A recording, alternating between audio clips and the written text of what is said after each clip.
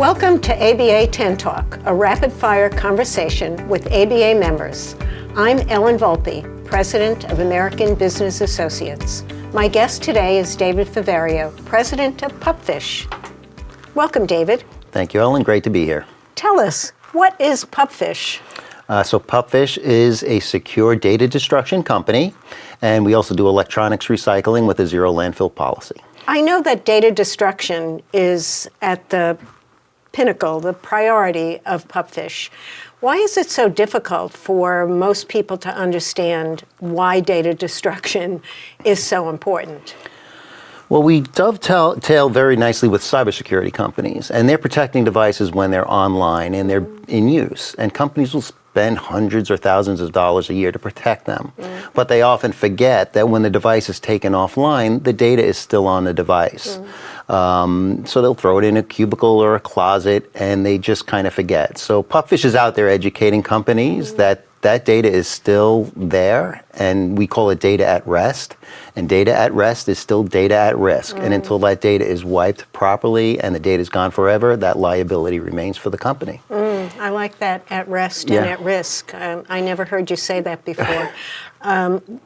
Why do you think it's so difficult for companies to really be aware that this exists? I know myself, when I bring it up, it's like it's the last thing that people are interested in dealing with. And I guess that's because the complexity of running a business today. But why do you think it's so difficult for people to be aware that this is an environmental sort of catastrophe? So much of this information, not only the information, but the electronics are just consuming all of our landfills. Right. So with data, you think about every time you get a new computer, right? It gets dropped off on your desk, you're busy, and your focus is on getting that new computer up and running because it's a challenge. It's never easy. You never turn off the old computer and turn on the new one and it works properly. So the old one kind of gets pushed to the side. So it kind of gets forgotten. And then somebody's job is to gather these things together and just put them somewhere. So again, we're out there educating companies that data is still live and still available. And from a recycling point of view, a lot of people don't understand how much dangerous chemicals are on there. Basically, it's toxic when it winds up in the landfill. So electronics only comprise 2 to 3% of the landfill in American landfills, but they account for 70% of the toxins inside of the landfill. So they're very toxic when they break down. So it's damaging the environment around the landfills. It's getting into the water supply and the air supply. So it is very dangerous. 100% of computers are recyclable. We can recycle everything in a computer. We're spending a lot of our resources mining for these heavy metals that are very important to the electronics industry, where we can probably get them off of the recycled devices, the old devices that could be recycled instead of thrown into the landfill. So again, it's an education process, and we do a lot of time, we spend a lot of time educating companies and organizations about how they can help very simply make the environment better. So you're going in and doing an educational program. Yes. I never heard you request that, and so I know that you've recently done panel. Could you tell us about that? Yeah, so the one we recently did was with a law firm, and it was on cybersecurity. It was during Cybersecurity Month. And part of the legal industry is you have to take a CPE credit in cybersecurity every year. So they'll hold these cyber panels and they'll talk about cyber issues, but ours was a little different. Ours was called Cybersecurity Beyond the Cyber Standard. So it wasn't just talking about all the technical aspects of keeping people out of your machines when they're active. There was a person in there who helped high-end individuals and athletes and actors and actresses stay safe while they're traveling, which includes protecting their devices. It was Pupfish talking about data destruction.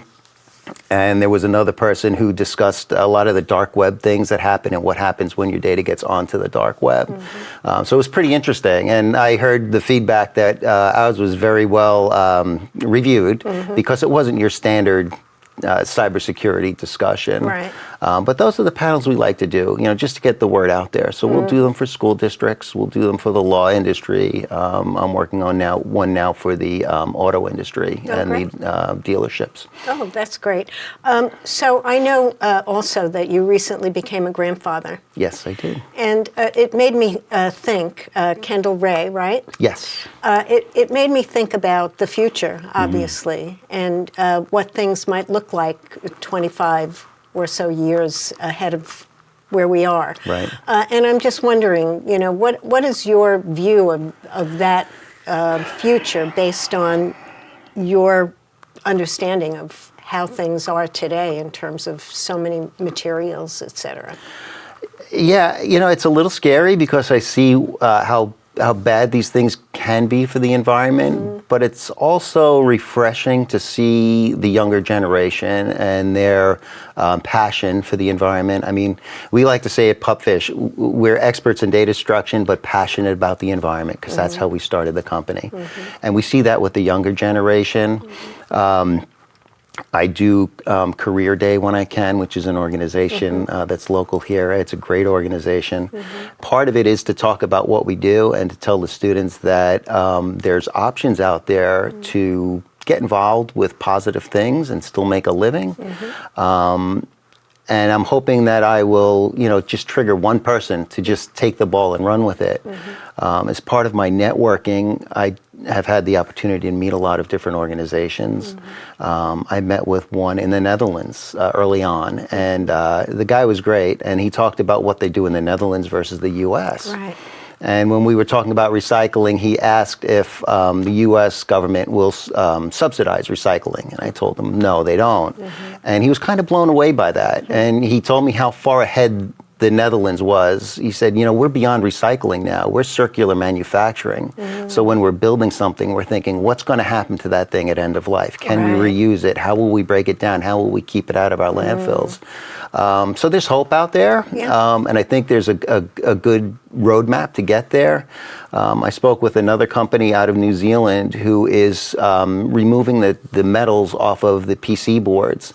It's a very caustic process. There's some real bad chemicals you have to use, but they came up with a biomass, which is just basically, non-caustic materials, use very little heat, and they're able to do the same job without further damage to our environment. Right. And they're starting to bring that now to the U.S. So there's a lot of good things out there. We're putting some good minds to use. Argonne National Labs, I just spoke with them out of Chicago. They're doing some projects on battery recycling, and I was part of a discussion where they were reaching out to recyclers on setting up a marketplace possibly for recyclers to make it easier for them. So there are groups out there finding a better way. So yes, so I think there's a great opportunity now that our younger generation is really focused on this to make some positive strides. Yeah, very hopeful. That's fantastic.